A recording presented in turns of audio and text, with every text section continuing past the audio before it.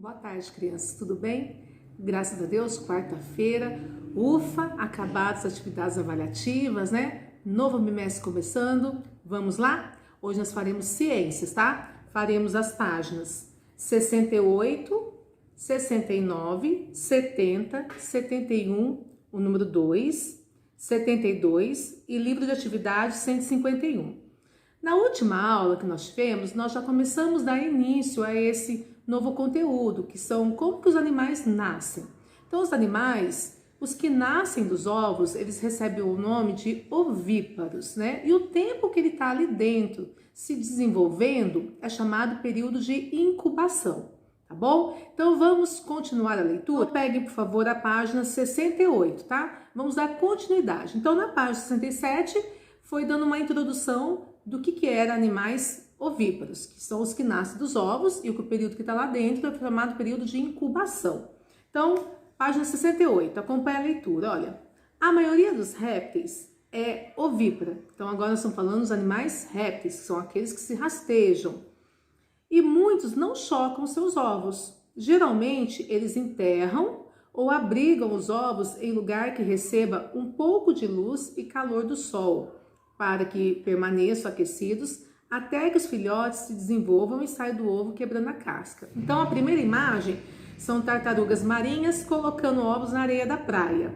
E a segunda, olha ali, os filhotes do crocodilo, no tempo que terminou o desenvolvimento deles, saindo dos ovos. Todas as aves botam ovos. E as diferentes espécies de aves põem diferentes quantidades de ovos, com variadas formas, cores e tamanhos. Então, aqui a gente vê que nem todo ovo é do mesmo tamanho, nem todo ovo tem a mesma cor. Então, ele varia tanto em cor quanto em tamanho. O tamanho dos ovos depende do tamanho de cada ave. Então, se é uma ave pequena, ele vai botar ovos menores. Se é uma ave maior, ele bota ovos maiores. Por exemplo, ovos de passarinhos como beija-flor e canário são pequenos, podendo medir menos que 1 centímetro. Olha aqui, 1 centímetro é esse pedacinho aqui, ó. É esse pedacinho que ele pode medir. Ó, onde está esse vão aqui. Olha que pequenininho o ovinho dele. Enquanto ovos grandes, de aves grandes, como o avestruz, também são grandes, com cerca de 20 centímetros de altura. Então, se eu colocar em cima da mesa, ó, ele é dessa altura aqui, ó, vai até aqui. Imagina, o pintinho, a ave do beija-flor é isso, ó, esse pedacinho aqui. E já do avestruz é esse aqui, ó, daqui até aqui. Olha que diferença, né? A maioria das aves coloca seus ovos em ninhos, onde ficam protegidos. Geralmente, os ovos são aquecidos pelos pais, que cuidam dos filhotes até conseguirem viver sozinhos. Olha aqui a figura paterna aqui no meio animal.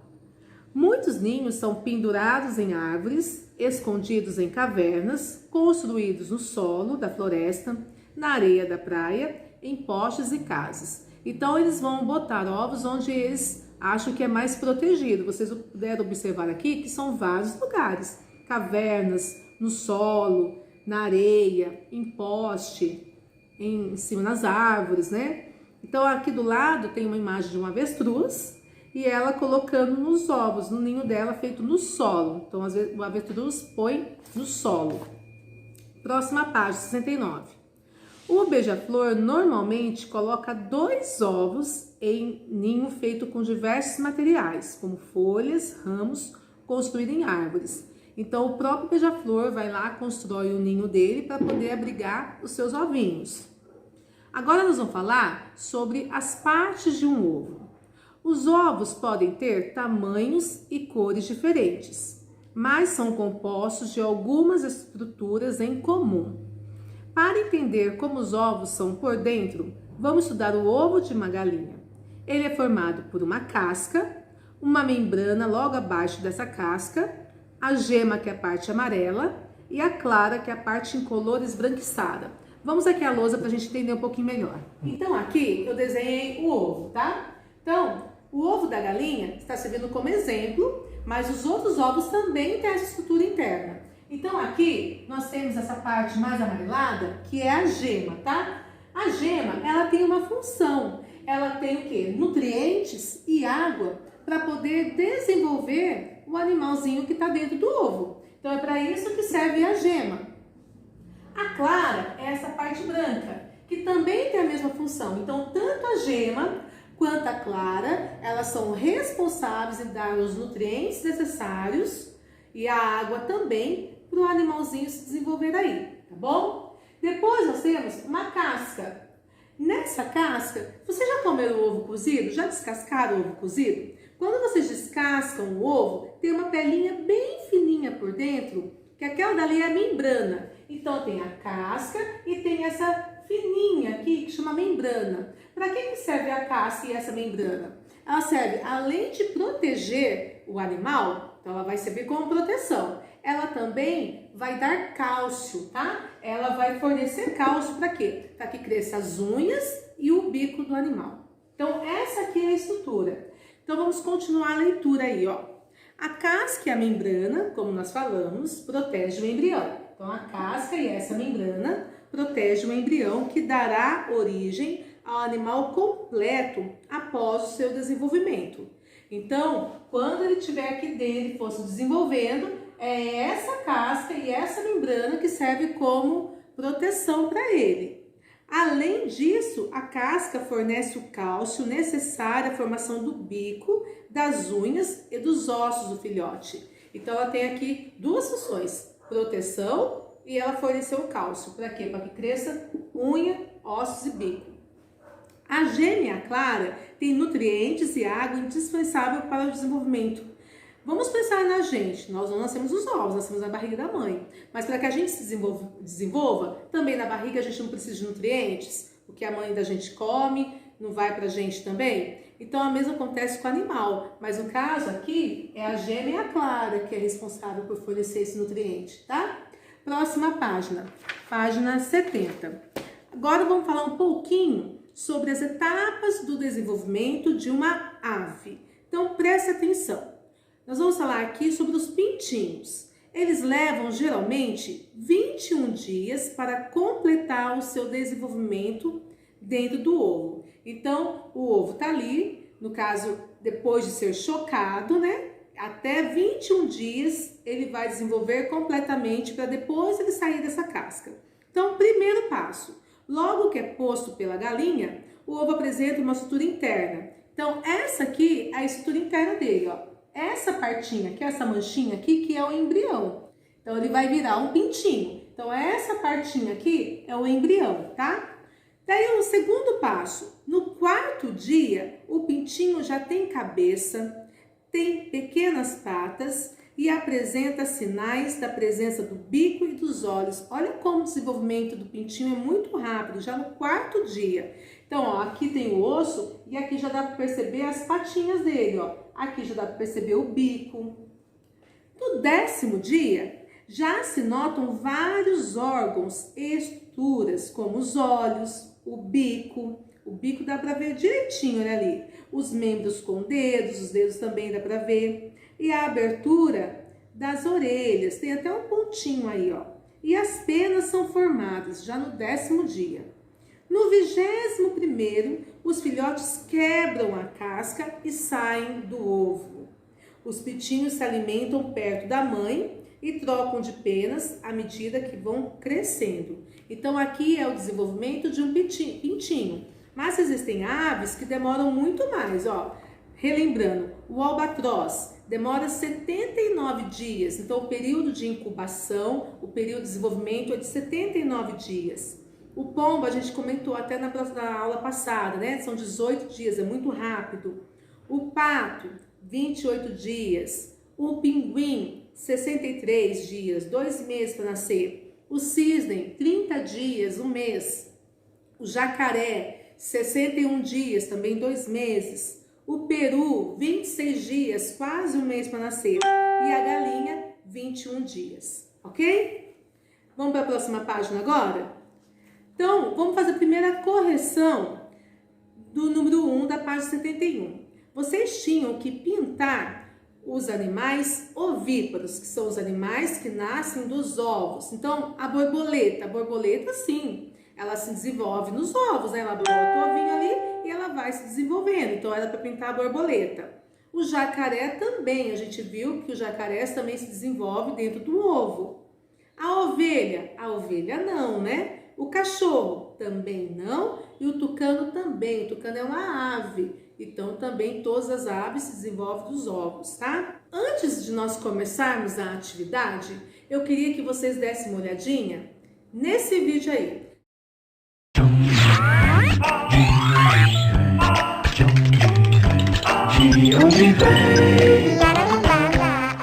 A galinha do vizinho bota ovo amarelinho, bota 1, bota 2, bota 3, bota 4. Kika, pega o ovo lá na galinha. Mãe, quantos ovos você precisa para fazer uma omelete? Com 2 ovos dá pra fazer uma omelete deliciosa, Kika. Ué, mas de onde veio o ovo? Da galinha que está aí na estante, Kika. Pega logo, filhinha. Ninguém entende as minhas perguntas. Eu entendo, Kika. Vou contar para você de onde eu vim. Eu saí de dentro da minha mãe. Muitas fêmeas de diversas espécies colocam ovos. Desses ovos nascem os seus filhotes. Eu, por exemplo, sou um ovo de galinha. Se minha mãe me chocar, nascerá um pintinho. O pintinho leva 21 dias para nascer. Durante este tempo, ele fica protegido pela casca do ovo. O pintinho se desenvolve da gema e se alimenta da clara. Quando já está grande, ele quebra a casca e sai do ovo. Oi, Kika!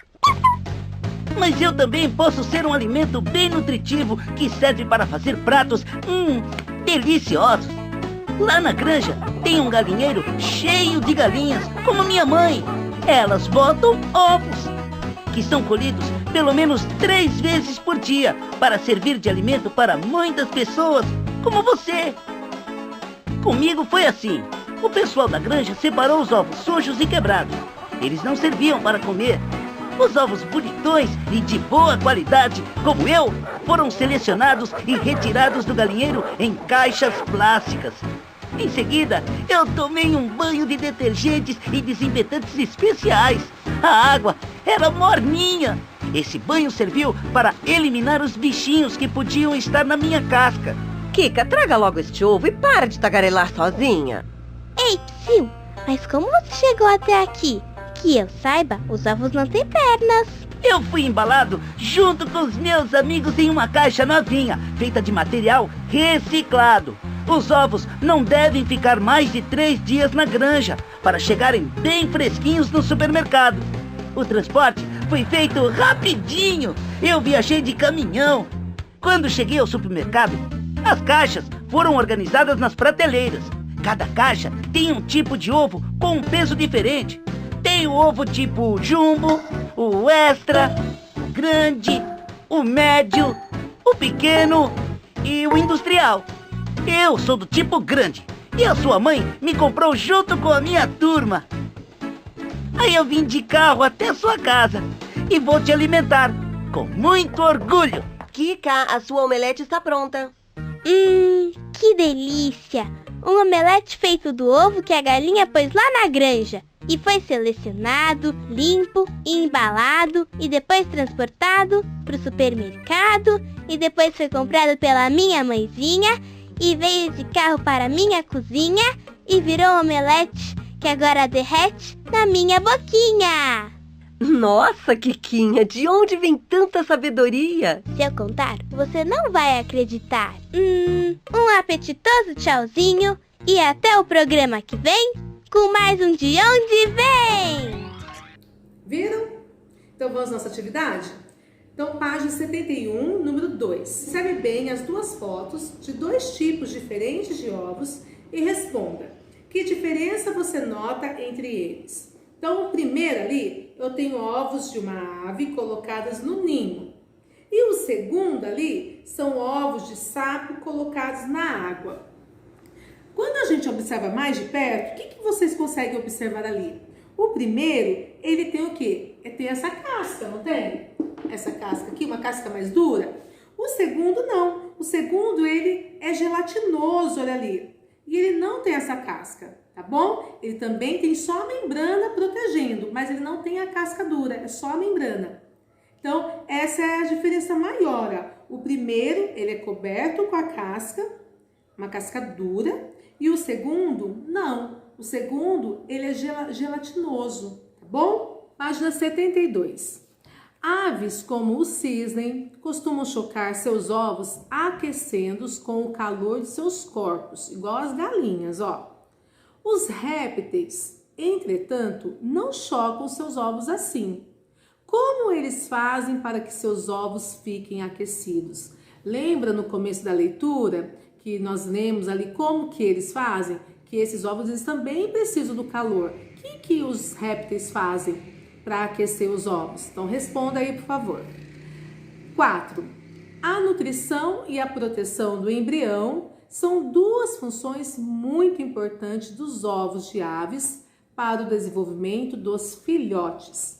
Escreva as partes do ovo relacionadas a cada uma dessas funções. Letra A. Nutrição do embrião.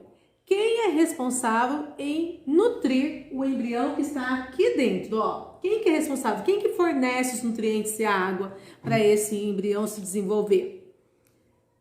B. Proteção do embrião. Quem que é responsável em proteger esse embrião? Lembra lá em cima? Lá, ó, quem que é responsável, tá? Número 5. Ordene as etapas de 1 a 4 sobre o desenvolvimento de um pintinho. Então, primeiro ali, ó, o pintinho já tem cabeça e pequenas patas e aparecem sinais do bico e dos olhos. A outra, o pintinho quebra a casca e sai do ovo.